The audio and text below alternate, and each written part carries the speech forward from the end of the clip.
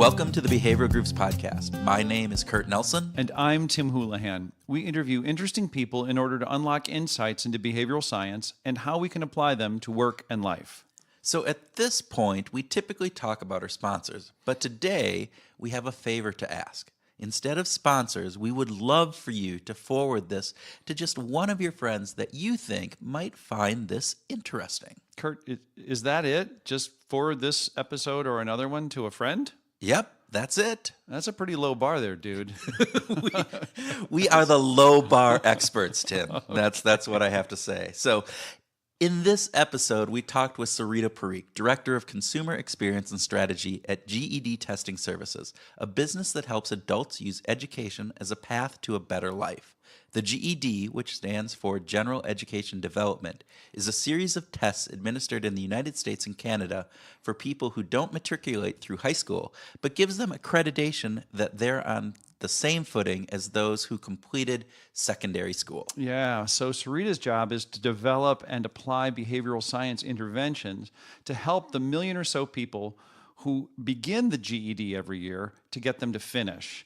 Completion rates are historically only about 20%, and using the model that she and her team have developed, GED completion rates are on the rise. Yeah, that's pretty great. And Sarita's model is really straightforward, and it relies on only 3 simple steps to help encourage completion of the GED. The first one is glide, or to remove friction. The second, nudge, to address the cognitive biases that we all have.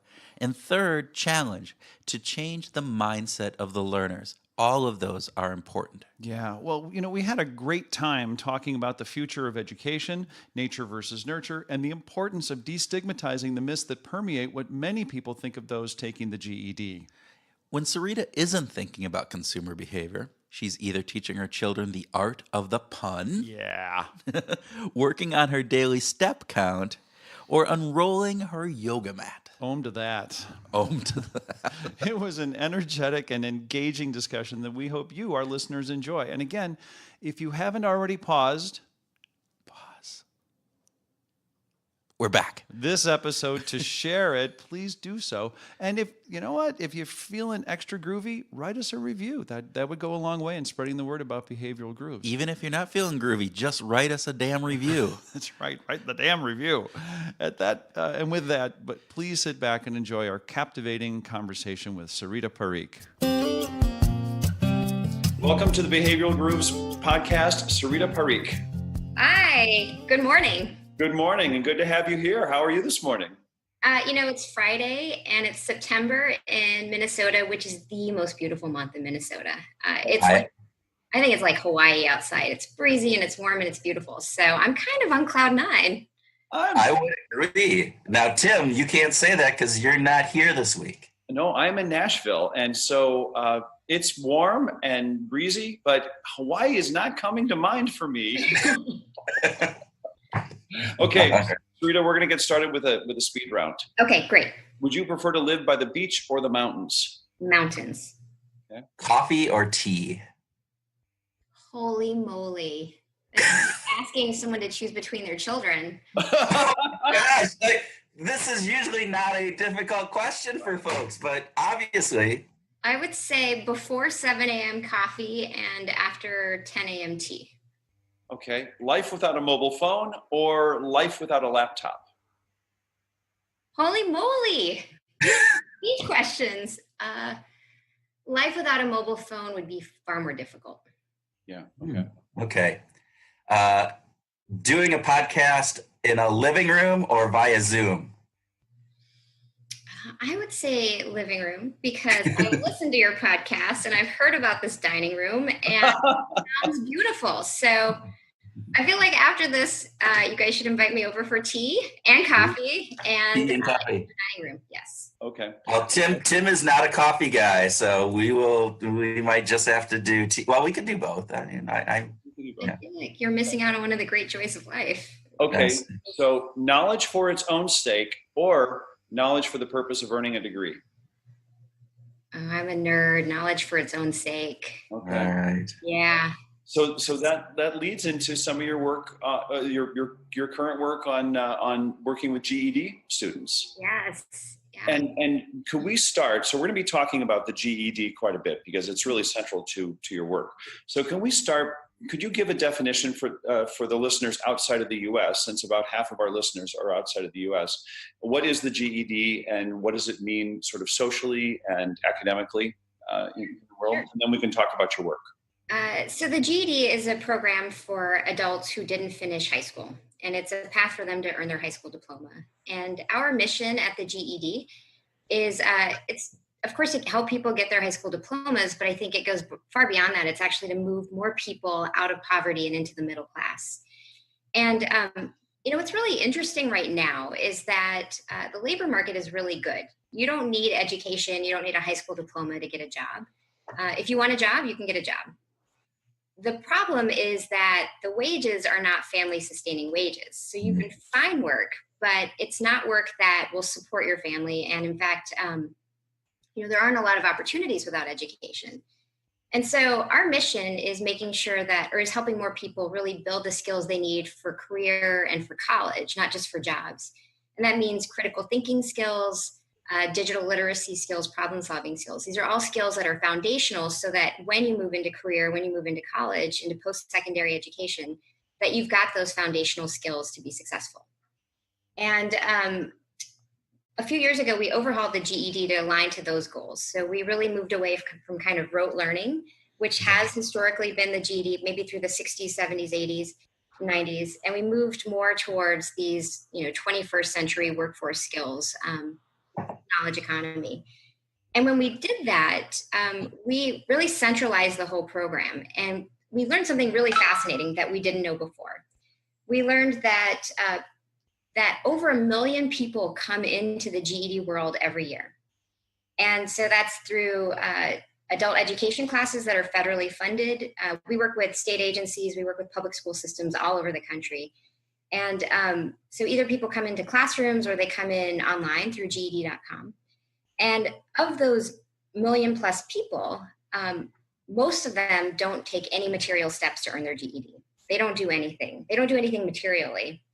And so for every person who earns their diploma, there are at least 2 or 3 people who don't take any material steps at all.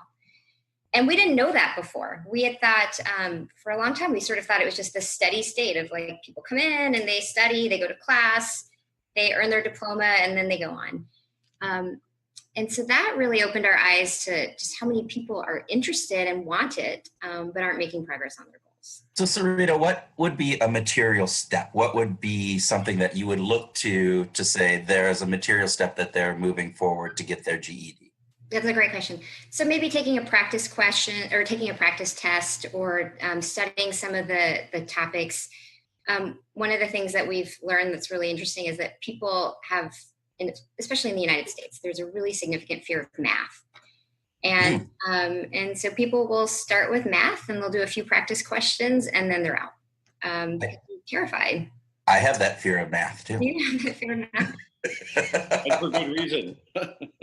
Even after my PhD, it's still a part that, and I think I'm joking, right, to a certain degree, but I think that's very true. I think we tend to have this, and I think Thaler and Kahneman talk about some of that, the inability for people, adults, regardless of educational component, to be able to really do math easy for the most part, right? Particularly once it gets past some of the simpler functions. Statistics, probabilities, those types of things don't come as naturally to us as maybe language acquisition and various different other pieces of it. So I can understand where that fear is probably very powerful, particularly for those who haven't necessarily had success in the past around that or around education in general. So Right. That's right. I will say it's different for our kids today because Carol Dweck's work around mindset. Yes. Almost all math curriculum in public schools today talk about strategies. So, when we learned math, we sort of learned, here's how you do it. Here's how you do long division. Here's how you do prime factors or whatever. Now it's amazing how, like, when kids are sort of left to be able to sort of sort through different approaches on their own, you see how different brains work. It's really fascinating. So hopefully that math thing is something that sort of fades away. I'm sorry to interrupt. That will be interesting. So I went last night. My son had his class or school had a walk in their shoes thing, and so you went to their advisory course, and you got 10 minutes there, and then 10 minutes of next one. So we went to his math class, and he's in an accelerated math program and various different things. But what's really interesting is up around the room there were these green laminated sheets that I was like looking at them. My wife pointed them out to me, and I go, "Oh my gosh, this is Carol Dweck. This is all this thing." I thought math is hard. I can change that to, if I work on some problems, I'll get to it. I'm misquoting these, but they were all over the classroom. All of these elements of looking at a growth mindset as opposed to that fixed mindset. And so hopefully you're right, Sarita. I think that, hopefully that is a learned component and not, some element within our DNA that is driving that math component. I think the other thing that's fascinating about it is they don't just use the strategies, they actually explicitly talk about the strategies. They explicitly talk about, and this is actually something we do with the GED when we talk about what we do, very explicitly that like perhaps your belief is X, but really you can shift your belief to Y. And, it's amazing that it's not just, you actually bring the meta piece in. You talk about that with your reader too. So it's amazing. Yeah. So this is a huge gap, right? With 1 million people starting to get their diploma, the equivalent of their high school diploma every year, and a very small percentage ending up with it.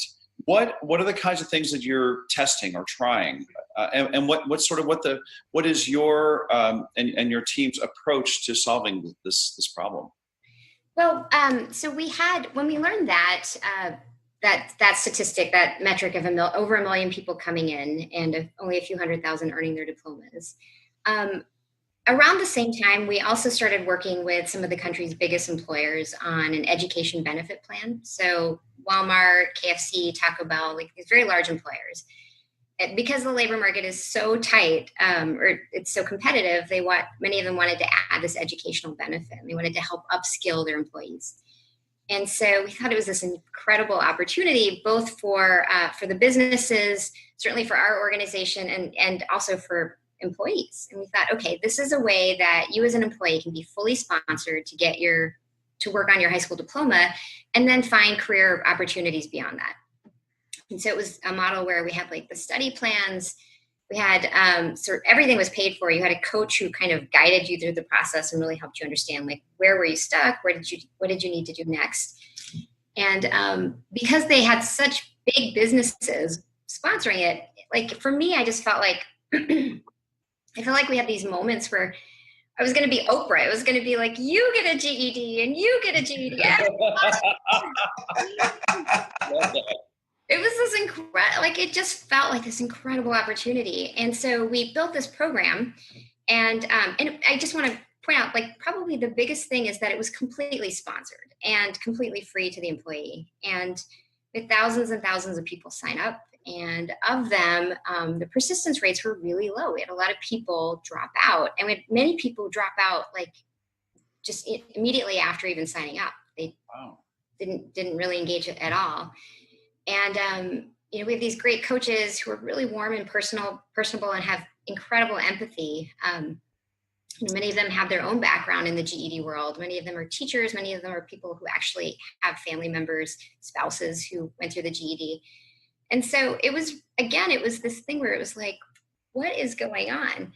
And I will say for me at the time, like my background is engineering. Like my whole career has been about like teaching computers to talk to other computers and, making frameworks and all this kind of stuff. And so it was really eye-opening for me. And I think actually for many people in the corporate world that like, if somebody has this goal and you build this thing to help them achieve their goal, and then you take price out of it, you take, costs out of it, well, then it's a no-brainer. And in fact, it's not a no-brainer. It's not. It's still a hugely high hurdle. Right.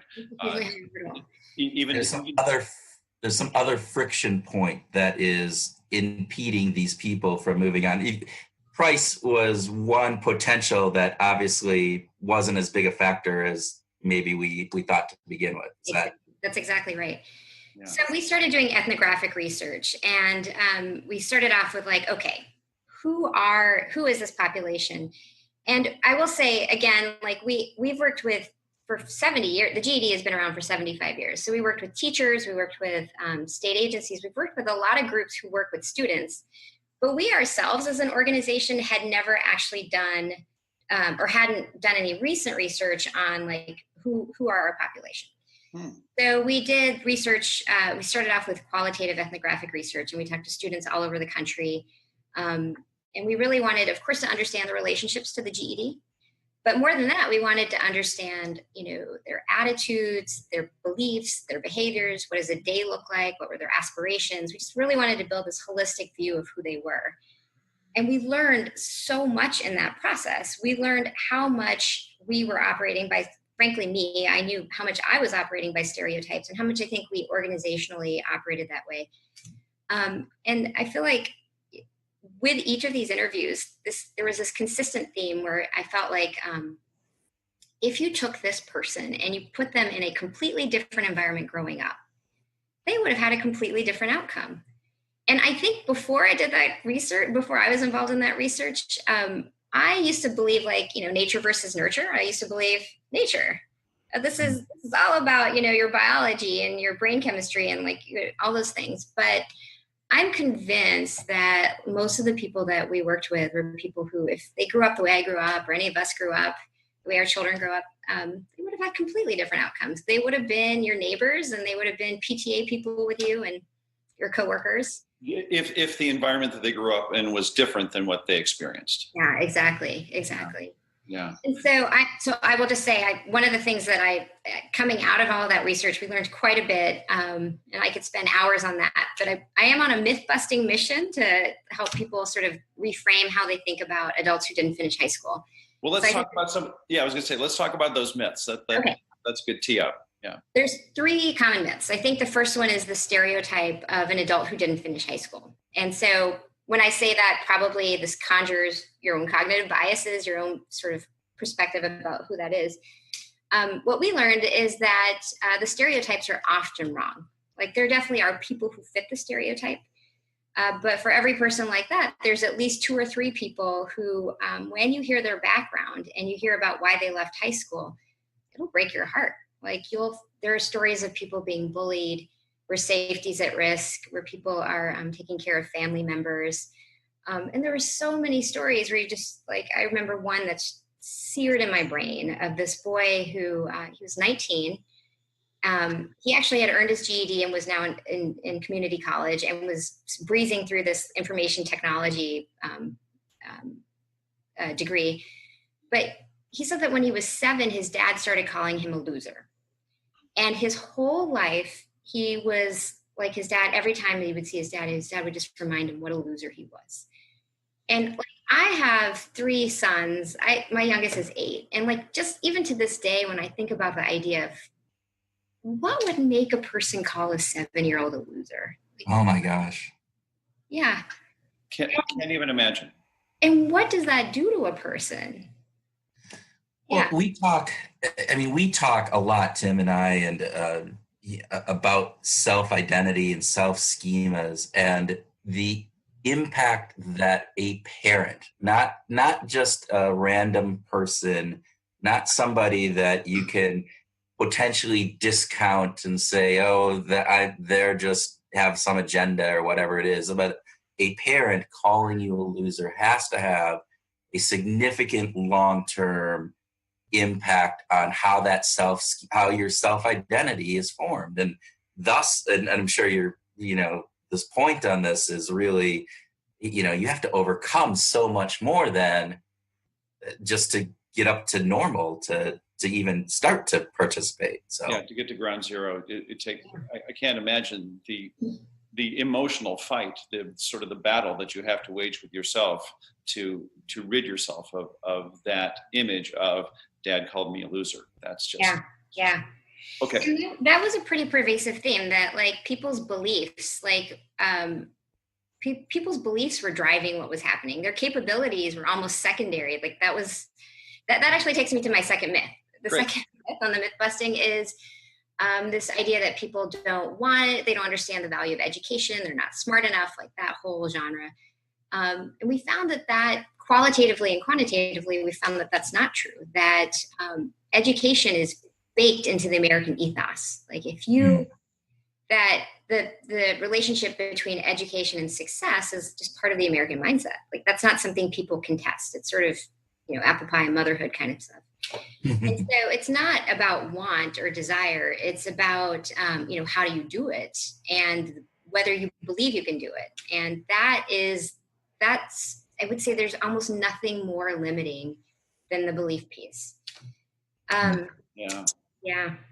It reminds me of one of my first jobs out of college was selling, and the sales manager would say, whether you believe you can or you believe you can't, whether you believe you can or you believe you can't, you're right.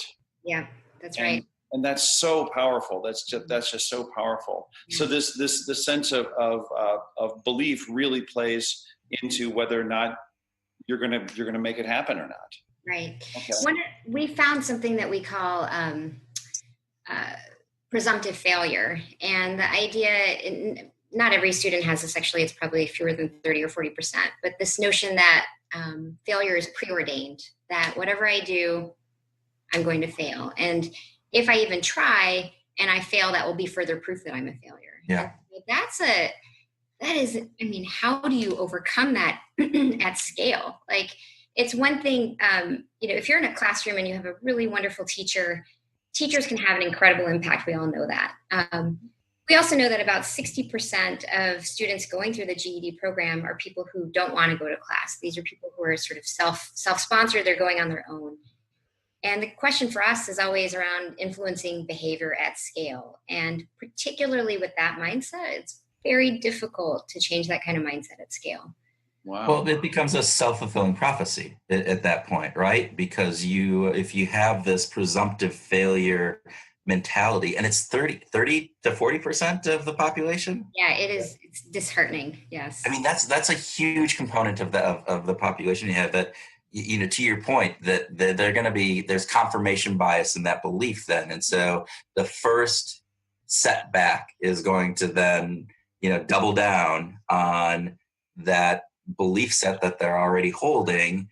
And so how have you, well, actually, let's get to the third myth. Yes, thank you. And so, yeah, you're right about confirmation bias. We use that term all the time. The third one is the idea that the GED is kind of the easy path out, or it's sort of the shortcut. And what we found when we overhauled the whole program a few years ago was that the shift to career and college skills, career and college readiness, and critical thinking skills, the efficacy and the outcomes have been incredible. So we are finding that almost half, about 45% of the people who earn their diplomas go on into post-secondary ed, so into vocational school, community college, Wow. 4-year universities, in fact. And then, but even more than that 90% of them are persisting from semester to semester. And so that is the highest persistence rate of any demographic group. And so we found that is just so equally as heartening as the disheartening things that we said before. What's so exciting is that people, like in this process, they have a transformation about what they believe about themselves. And as you start to have success, success begets success. Mm-hmm. And this, there's so many beautiful quotes, like just really inspirational quotes of people who, like what they believed before, and then going through this journey, and now what they believe they're capable of afterwards. And then having the courage to enroll into post-secondary ed when they're the first ones in their whole, history and their family who's ever done that. It's amazing. Yeah. So, I feel like this easy path out, I feel like this is just an opportunity for people who, for whatever reason, the first time didn't work. And, it's just kind of a gift to be able to work on that. So Sarita, when did the curriculum change? How many years ago was that? In 2014. So okay. About 4 years ago. 4 or 5 years ago. Because I think, again, to many Again, myself included in this, is we have a perception of GED, and I don't know if it would be the easy way up, but of almost the lesser degree than actually even a high school diploma. And what I'm hearing is that is not the case, that this is a revamped program. Even if it wasn't in the past, it definitely now isn't, even more so. And some of the stats you gave are quite impressive. And so, that shift, hopefully, as you said, that myth will be busted. And so all of our listeners, make sure you transfer that out to your friends and neighbors, and make sure they tell their friends and neighbors. And soon we will have a changed ideal about what this stands for. So we'll get our own Coleman's boat going here. We'll start pushing off the individual and hoping that we can make a change to the macro, the population. That's right. I mean, one of the big goals is to destigmatize it, because I think, looking at it as a marker of fortitude and resilience rather than shame. And that is, that'll take time to change that. But I do think, at least anecdotally, we see that. Yeah. So how's it going? I guess, how are you measuring your destigmatization? How are you currently measuring your success rates for persistence? And what kind of results are you seeing? That's a great question. So we, in that corporate program that we have, that was our sort of playground for starting to use behavioral tactics. Okay. And I will just say, sort of, at this point, we've tripled persistence in that program. We actually have hit 3,000 graduates in that program. So we've seen really material success. Wow. Yeah. Congratulations. Good stuff. Thank you. And I think it was a great way for us to build credibility for behavioral science in our organization, because, the very definition of a nudge is that something that seems inconsequential, makes a big difference. Well, if you're going to your CEO and you're saying, here, I need a substantial amount of capital for investment for something that seems inconsequential, I mean, I wouldn't make that decision. Like I'm a reader, so I'd read just for fun, I read Thinking Fast and Slow and Nudge. All of these things were sort of just books of just, zeitgeisty kind of nerdy books. And so as I was looking at what we were facing as a business, and then this whole area of research, bringing it together and making the case was, I will say, one of my own professional highlights, just building credibility for an idea that just doesn't, maybe, if you're working with people who are finance people or traditional economists or engineers, it just doesn't seem like this is something you want to spend money on. Well, go ahead, Kurt. So we've had this conversation, Tim and I, because we work with inside the corporate world all the time, and we run into this exact issue. And I think some of our listeners probably are facing this exact issue. So help us understand, give us what you were able to do in order to get those executives who have that financial background mindset, who might not go, wait, you want to spend how much to do something that, as you said, seems inconsequential, but really has this outcome. So what were some of the methods that you used to help drive that change in their belief? Yeah. Right. Because they're comparing this against things that seem like significant revenue generators. And so here's this sort of in the clouds, mushy kind of thing versus something that's a real product. So, I mean, I think I will say, if I were in my CEO's shoes, I would have exactly the same questions. And so we were lucky because we were able to take this corporate program and just use that as a sandbox. And we were able to try all kinds of different ideas.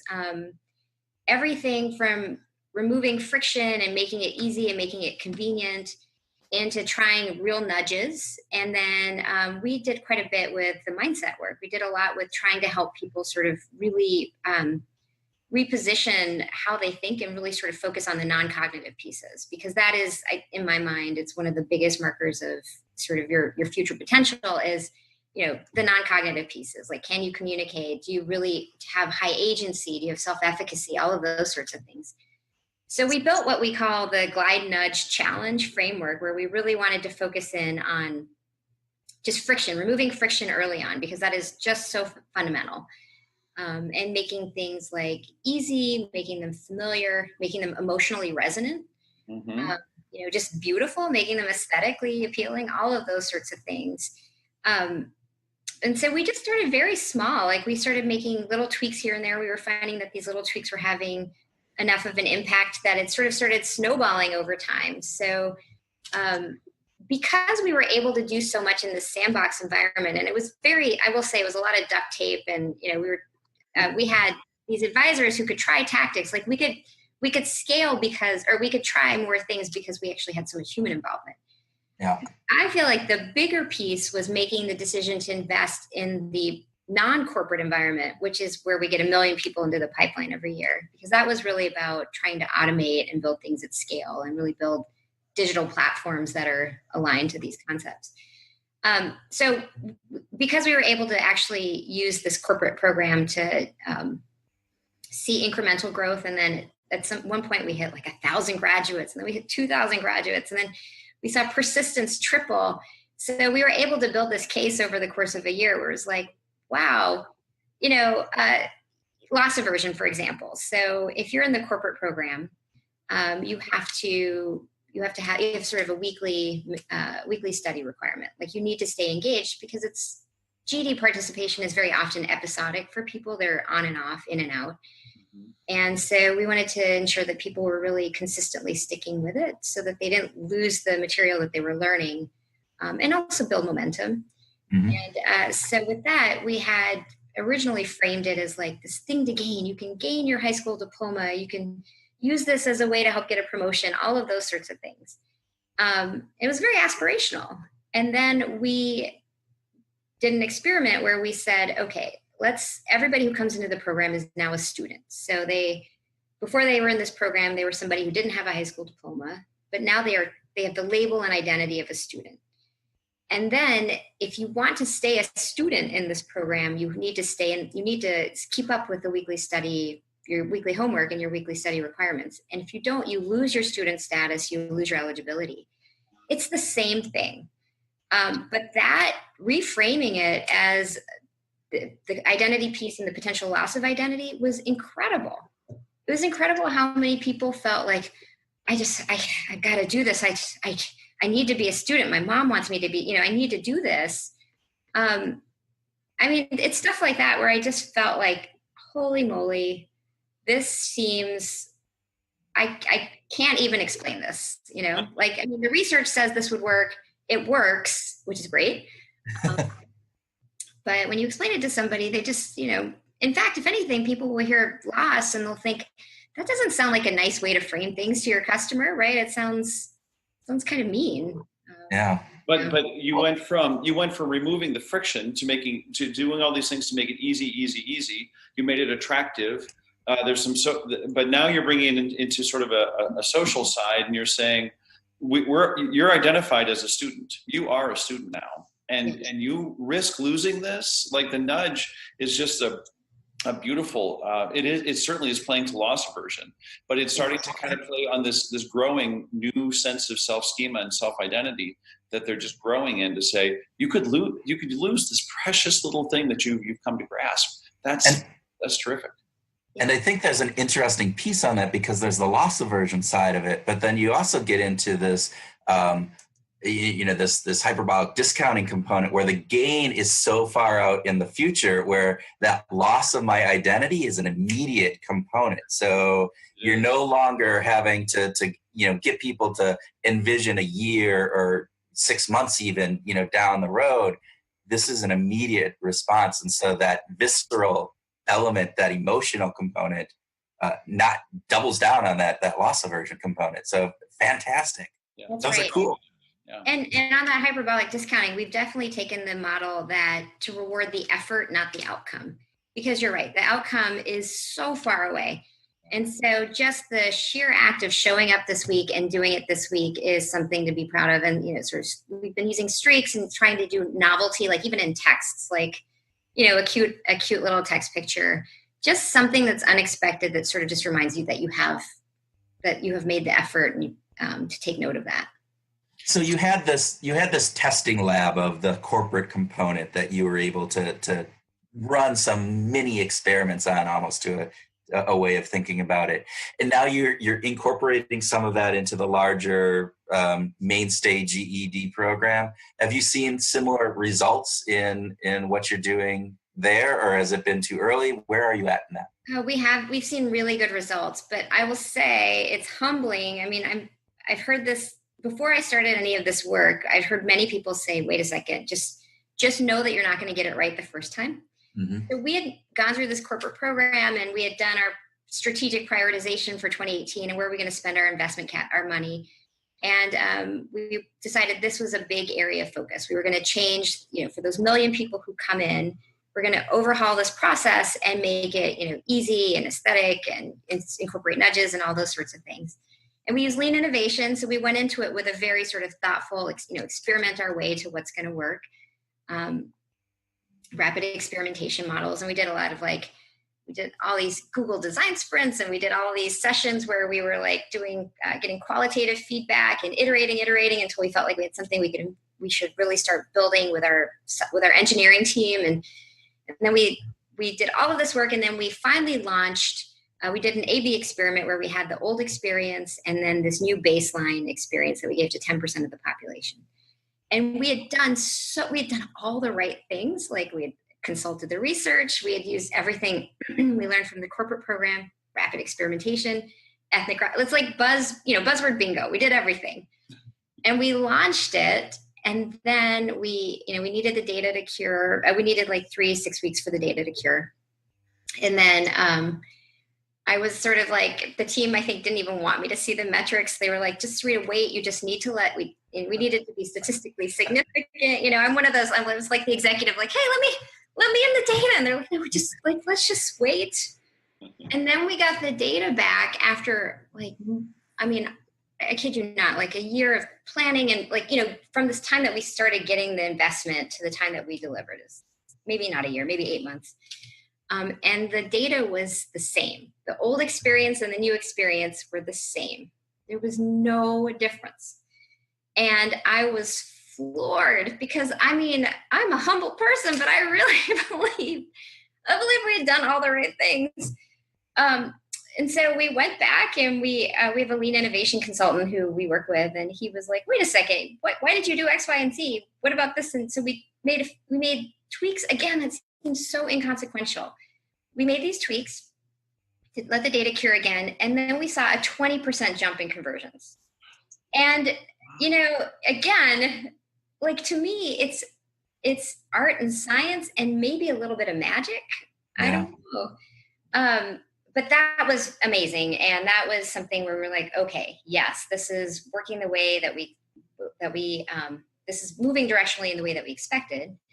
And then now we're just sort of in a cadence of doing more and more experiments. So right now we're doing some intention setting experiments around goal setting and trying to be really concrete about sort of what and when and where are you going to be.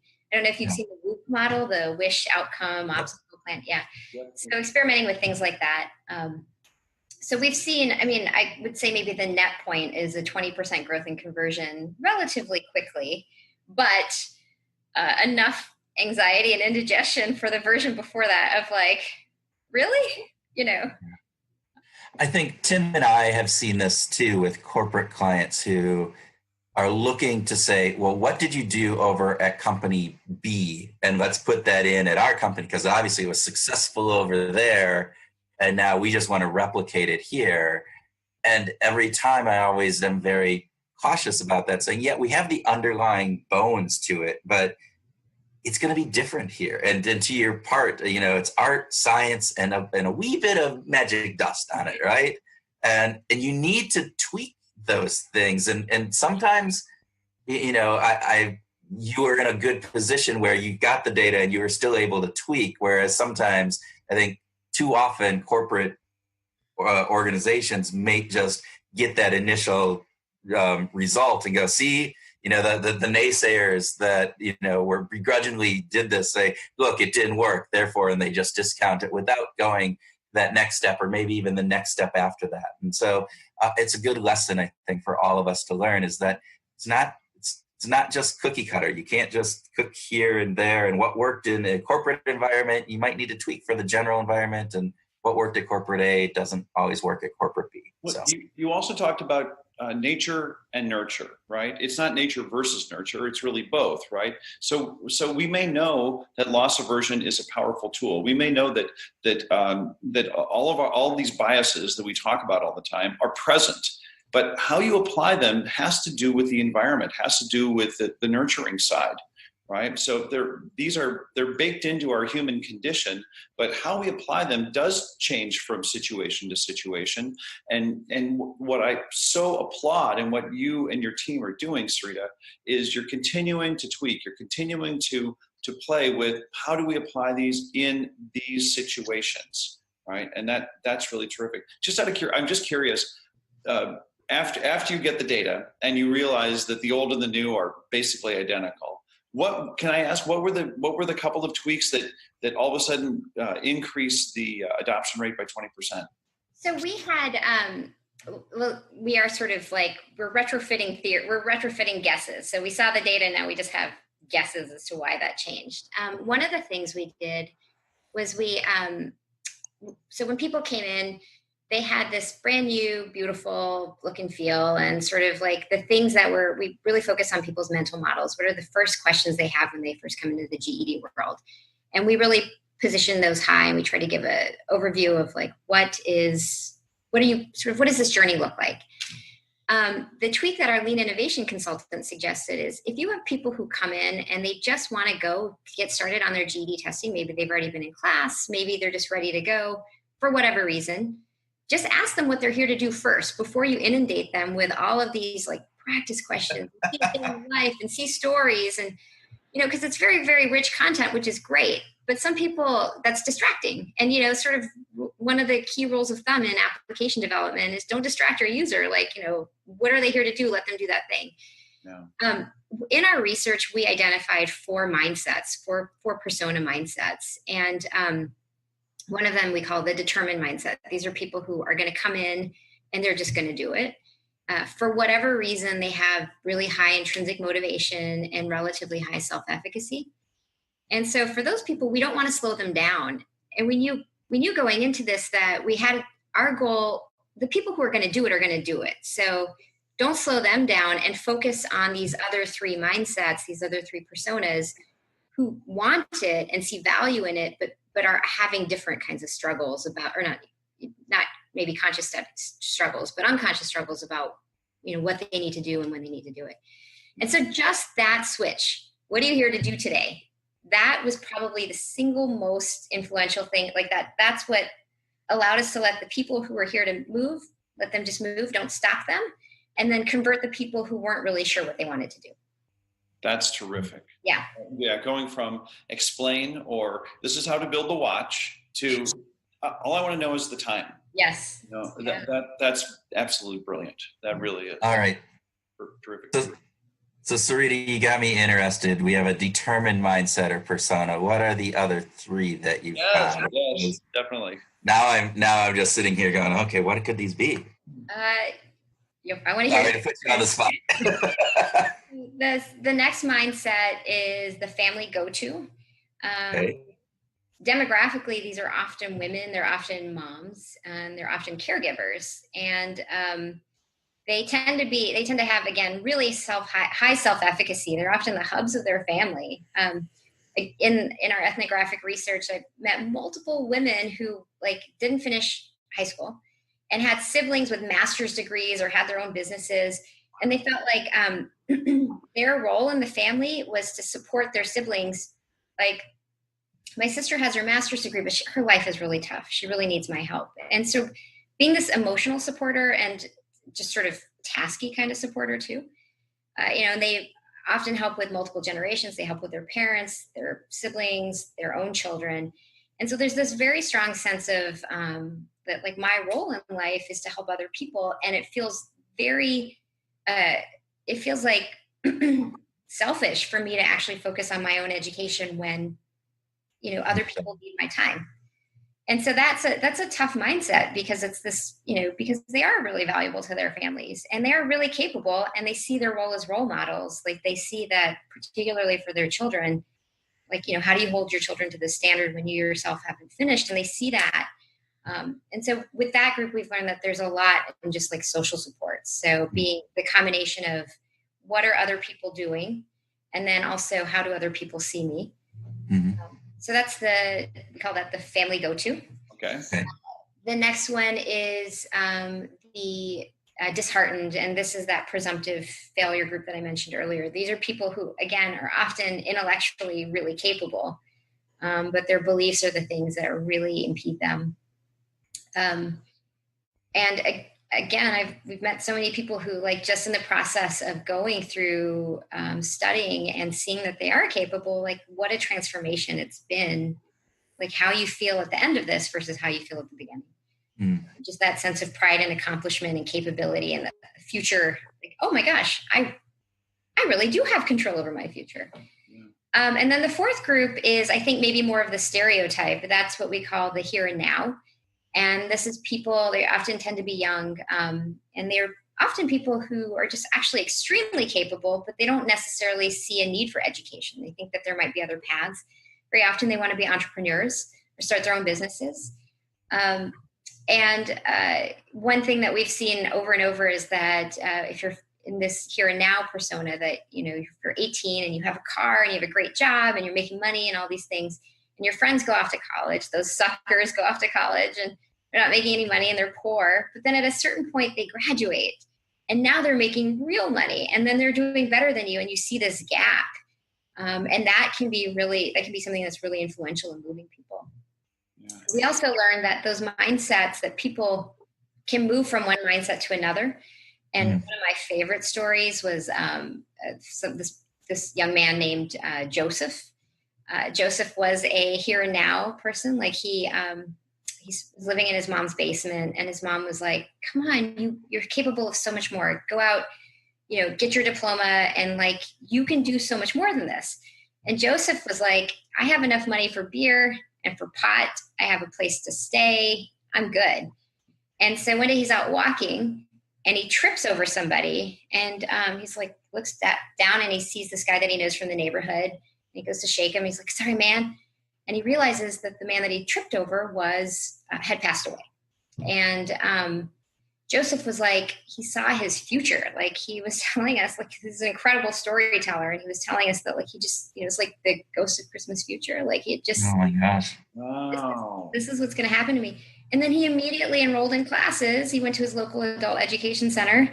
And he passed because he was a really smart guy. He actually earned college credit, because you can actually earn college credit with the GED.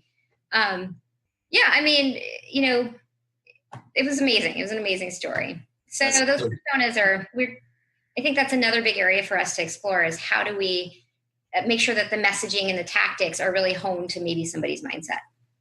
It's interesting because it obviously that event triggered that transformation, had an emotional response inside of them. And I know, at least in the work that I've done, that emotional response, it's vital to getting people to sustain change and kind of keep things moving. But oftentimes it is those happenstance components that trigger that. And so it's hard to manufacture. Yes. Which is tough, because if you got that moment, that person, he had the intelligence, and he just needed that little push, or the little nudge, or push instead of a nudge instead of push. But you can't manufacture those all the time. That's exactly right. Like, if somebody could figure that out, that's like $1 billion business. Like, yeah. How do you do a Ghost of Christmas? You could call a business Ghost of Christmas Future, and you could. There you go. We got something. We'll work on this. All right. I like that. So, I'm going to write that one down. We'll include you in, Sarita, as we brainstorm this. We'll get this going. So, yes. And with that, Tim, I'm sure you are dying right now, and Sarita and I are both trembling, because it's that time when you always start to talk about some musical element, and being in Nashville as you are, you probably are primed to talk about music. Well, definitely. This isn't just like casually listening. This is a place where people are listening to music here in Nashville, which for me is wonderful. But Sarita, in the time that I've known you, you are one of the most intense, and I mean that in such a positive way, by the way. But you have such intensity and passion in your life, and so I'm wondering, is there any music in your life that either primes your intensity or primes you to get away? I know you're a yoga practitioner, and do you use music as a way to pull yourself away from the passion and the intensity, or to move toward it? Just curious. I think both. I think that's gosh, what a great question. That is not the question I anticipated. You asked me what's my theme song, and I was so embarrassed. Okay. Yeah, for both, I think. I love a really broad assortment of music. Like for me right now, like if I'm just like needing to like sort of stew an emotion, I listen to Lemonade by Beyonce, which I think is a masterpiece. But there are many times when I'm just blue and I just need to be upbeat. I just need that little bit of, if it's too late for caffeine, so I'll put on like New Order or something like that. And then sometimes just to sort of wind myself down, like like if I'm going to give a big presentation, I've been listening to Vampire Weekend, Modern Vampires of the City. I think that's the album. That if you haven't listened to that album, it is so beautiful. The name is not great. I think the vampire name is a little overdone, but it's so beautiful. Cool. So all of those things, I feel like for me, it's better than meditation for me, because it just like, it can transport me within like 2 or 3 minutes. It can kind of get me to where I want to be. Yeah. Isn't that fabulous? See, that to me is why I love the musical side of me, because you see that music has this can have this instantaneous effect on people. Yes. Yeah. And the music, I mean, New Order and Vampire Weekend, both of those are very emotive bands. And so as you're thinking about that, and it's interesting because Tim and I have had these conversations before, and I tend to gravitate to that type of music as well. And then I go off even, if I need to grind and get in, I go even deeper on some of the really you go a lot deeper on that. Like who's that? Yeah, that's some industrial kind of, headbanging stuff from back when I was in high school, and still listen to every once in a while. Like 9 Inch Nails, that kind of stuff? 9 Inch Nails, My Life with Thrill Kill Cult, again, these names of bands that sometimes you go, yeah, all right, but they're representative sometimes, So anyway, music has that ability, and I think you have, identified that to get you there quickly, which I think is one of the values of it. So. Yeah, absolutely. Yeah, that's terrific. Sarita, it has been an absolute pleasure having you on Behavioral Groups. We thank you for your time today. Thank you for the work you've done. I mean, the stuff you're doing with this, I think, is, it goes beyond making some, profit better for some company. You are changing people's lives. And so that's just, it blows me away that people, do this, and you're doing a great job. So thank you for that. Yeah. Well, and thank you guys. And then I just want to really thank you guys for building this community in the Twin Cities, and it sounds like all over the country. So I really appreciate that. I suspect that running this does the opposite for your net worth that you would want it to do, at least in and so I would say the same thing. Like, I really appreciate that you're putting your time and your passion into this. It's wonderful. It's our fun spot, so we enjoy it. So thank you. It is our passion. Yeah, thank you, Sarita. We are rolling. Welcome to our grooving session, where Tim and I groove on what we learned from our Behavioral Groups interview, have a free-flowing discussion on some of those topics, and whatever else comes into our pasty, cheesy heads. Wow. I was totally not expecting that one. Come on, I didn't, Which is great, right? I mean, that completely caught me off guard. I'm from Wisconsin. I'm a cheesehead. I love that, actually. I really, that's something that's a rabbit hole to go down, because I'm fascinated by how Wisconsinites are so comfortable with identifying as cheeseheads. And putting a triangle foam cheese hat on their head. Yeah, like when was that ever a good idea? And it's celebrated. It is celebrated. So there is a story. I have no element if it's valid or not, but the person who was wearing their cheese head and they got in a car wreck and it actually saved their life because they were wearing their cheese head coming home from a game. So, that is a positive component of the cheese head. You need to wear one because it's a safety feature. See, Oktoberfest is going on right now in Munich, and like celebrating your cultural heritage with, great beer or lederhosen, like those are really great. Those are great expressions. Big foam triangles of pretend cheese that people wear on their head is less than great. Let's just put it that way. All right. So we're talking about Sarita. Tell me about your first observations. This was a great conversation. It was a great conversation. I think first off, I was surprised at this component of how many people started the GED and actually didn't finish. Yeah. And I think the other piece that really just got to me, and I think is really an important part, and it's stuff that we know, right, is that they thought that, hey, if we provide the GED for free for people, that if we give them this course and say, hey, here, you work for us, we want you to complete this, it's free, you get all the support, you actually get a personal support person with that.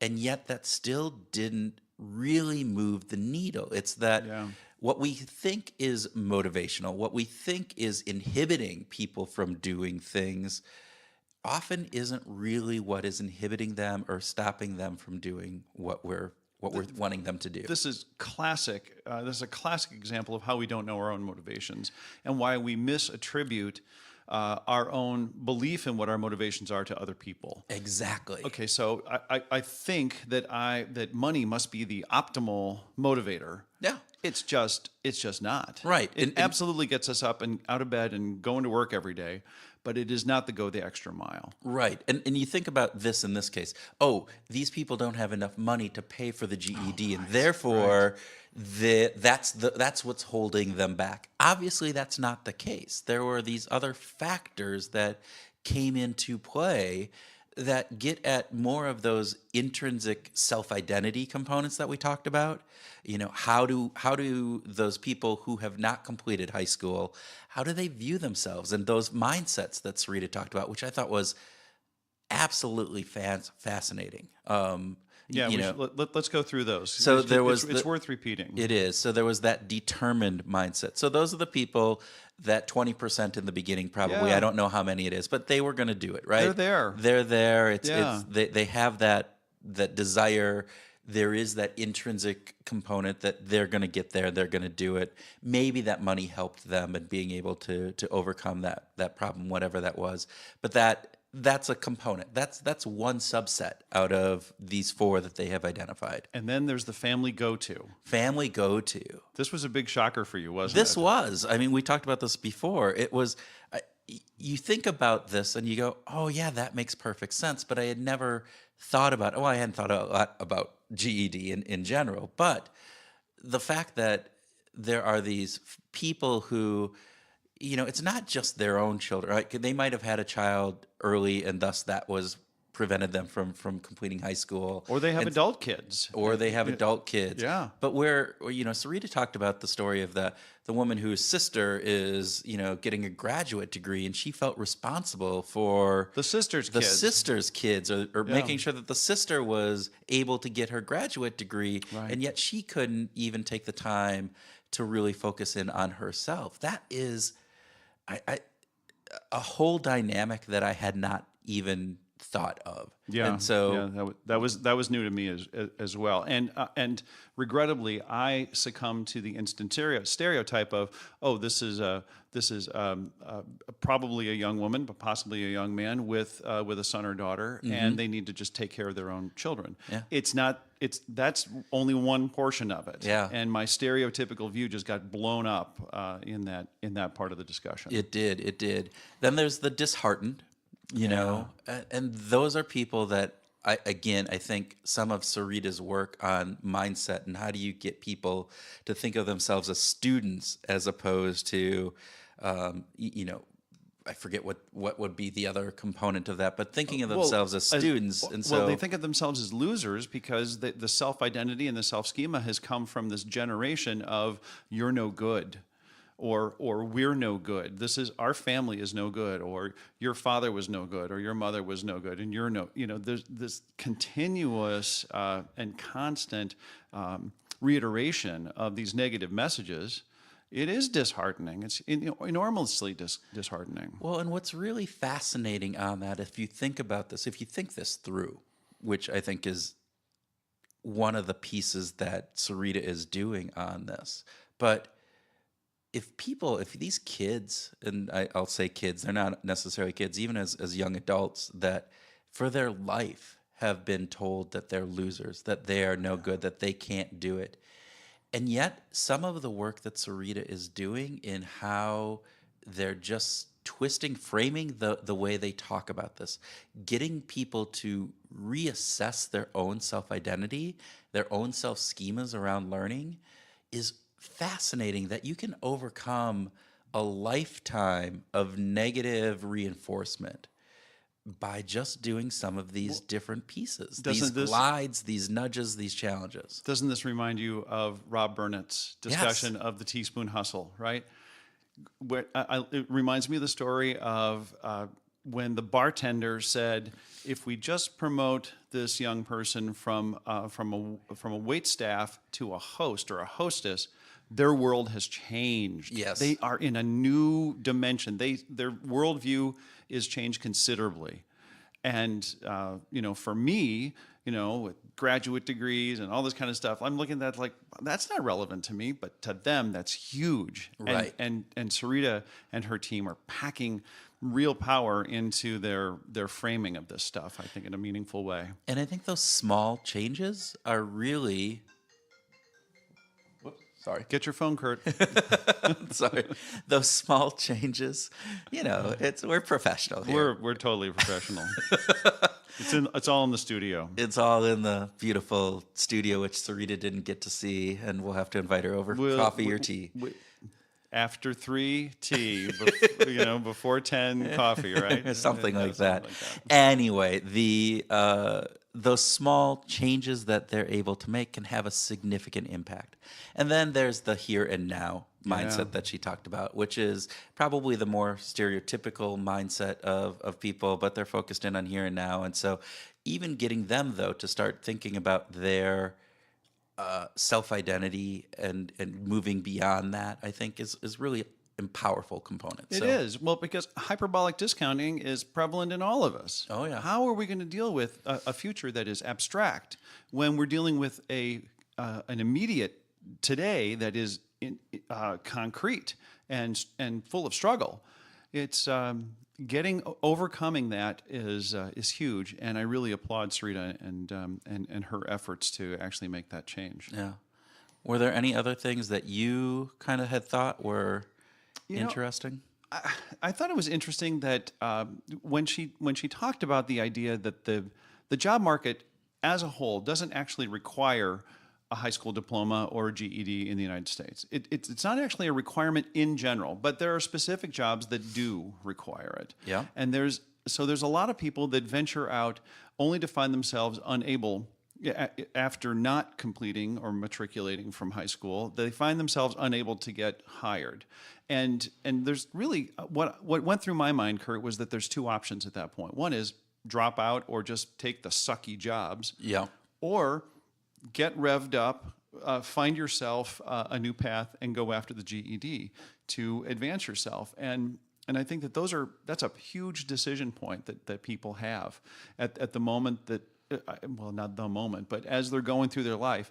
Is it going to be, am I continuing to suffer in crappy jobs, or am I going to put a lot of effort into a short-term thing over the next couple of years to finish this GED so that there's the possibility that I could get something better?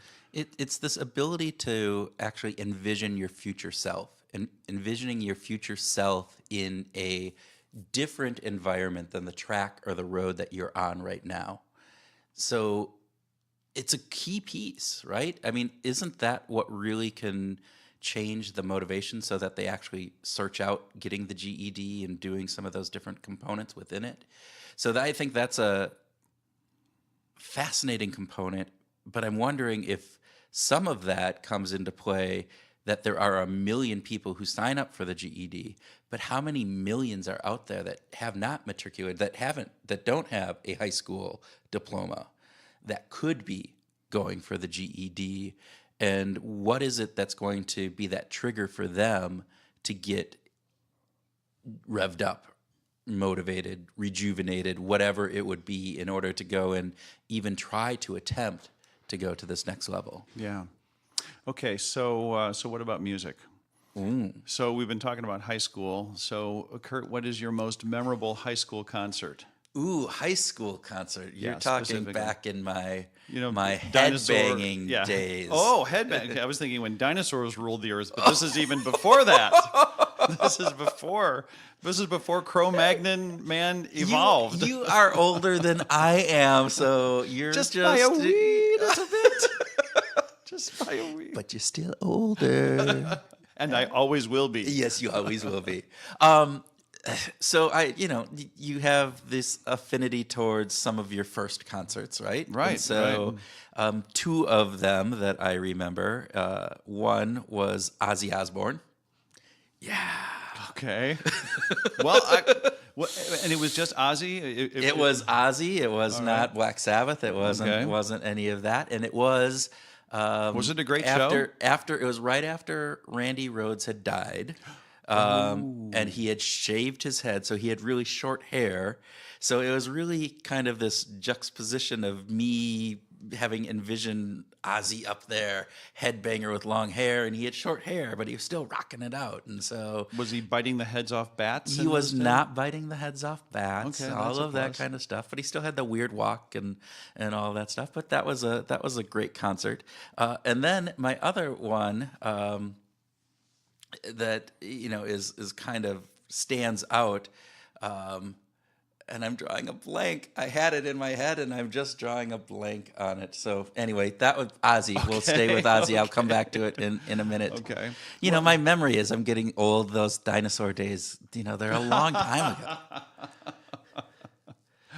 They are, but these are the vivid moments. These are the ones that are supposed to come back, right? These supposed to come back. They're supposed to come back. Anyway, Yeah. Go ahead. Okay, so your favorite high school concert? Well, there's two categories, right? One was like the best show. One was sort of the best concert event for me, and then the other was the most vivid.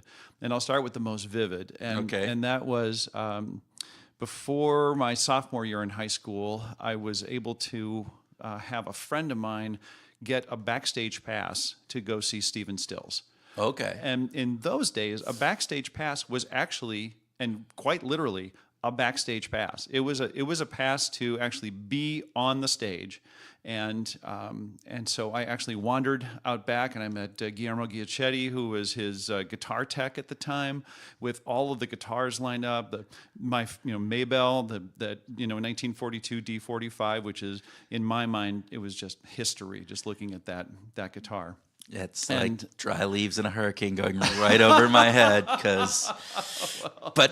It sounds fascinating. And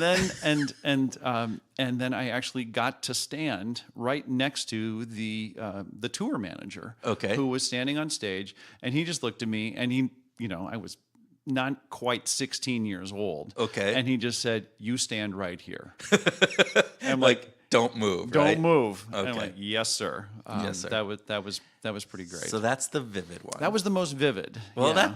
Obviously, you're in a spot where very few people ever actually get to be. Right. You're seeing these guitars that you have this affinity towards. With a performer who is my hero at that point in my life as a songwriter and guitar player and singer. Stephen Stills was amazing. But the most amazing concert was Elton John's Goodbye Yellow Brick Road tour. Okay. And that was because it was, he changed outfits 6 times and had the Memphis Horns touring with him. And so there was not just a band with, Olson and Jones and Johnson and guys who were just super talented in and of the band themselves. But he had the Memphis Horns, and he had a whole chorus of singers with him, and costumes and fog machines, and it was overwhelming, and that was entertainment. Okay. I realized that, wow, a concert can be so much more than just the music. You can roll out all this stuff and make it a really great show. So my memory has come back. Thank you, Uncle Google. And I will give. I'm going to say this so our listeners can maybe even guess beforehand. Oh, a little. So I googled one-armed drummer. Can you guess what band I am talking about? I should know the answer. Headbanging band. I know. I should know this answer. And actually, this first concert, he still had 2 arms. So I'm drawing a blank. So it's Def Leppard. Okay. And the drummer is Rick Allen. Rick Allen. Yeah. So long story short, Def Leppard opened up for Blackfoot. I had no clue who Blackfoot was. They're just a train song that was a big hit at the time back in the early 80s. And Def Leppard was the opening act? Def Leppard was the opening act. It Wow. was just after their first album came out. And so I had, fallen in love with that first album and gone. And so me and my buddy went, and we rushed up to the front, back in the days when you could still rush the stage because we were in this kind of, college gymnasium type thing. Like no floor seating, it was just open? They had chairs there, but there was a big front, and we just rushed okay. and did that. And so it was fantastic. It was just one of those, again, vivid from being right up front. And again, most of the people were there to see Blackfoot. So we got right up in front, and we were jamming out. And to Def Leppard. Yeah. Mm-hmm. Yeah. So that's my crazy high school concert days. So with that, listeners, sorry to bore you. No, I don't know. That's why I like these conversations. I like this.